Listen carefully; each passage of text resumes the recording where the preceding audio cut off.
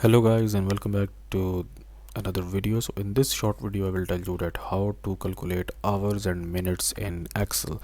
So here you can see that I have this table here, and if you wanted to actually calculate the total number of hours and total number of minutes, then how you can do this. So if I just go here into this cell here and just sum them all like this one and press enter, you see that I get the wrong answer. So the trick here that you have to select the cell and then press Ctrl plus 1 from your keyboard, and make sure that you are into the custom category here, and from here you have selected this H colon mm.